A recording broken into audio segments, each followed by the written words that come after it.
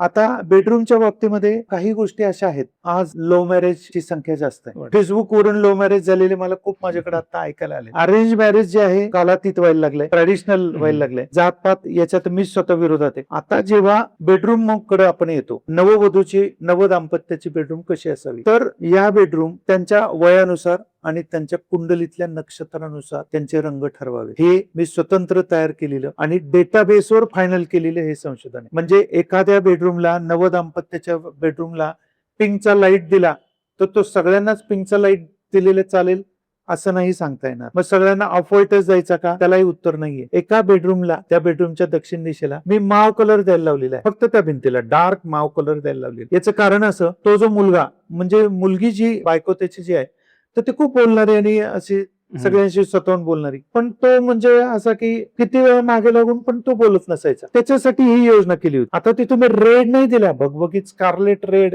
किंवा असा dark red, भडक रेड नाही दिला. तिथे मी त्याच्यात माव कलर दिला. आता माव कलरला उत्तर म्हणजे बीटचा कलर असतो ना, बीट फळभाजी, बीट जर कापल्यानंतर जो रंग आहे ना, त्याच्या जवळ जाणारा तो माव कलर, आणि त्याचा टिंट मी म्हणजे त्याचा लाईट कलर बाकीच्या याला दिला. कलर स्कीम रीच झाली. त्याच्यानंतर मी त्यांना त्यांच्या नक्षत्रानुसार एक चित्राचा त्यांना एक हे बनवून दिला, तो त्यांनी तिथे ठेवला. आणि जे जे कपल आहेत सक्सेस झालेले देवतांमधले किंवा असे, तर त्यांचं तुम्ही 1 महिना 2 महिन्यांनी चित्र बदला तुम्ही त्यातलं.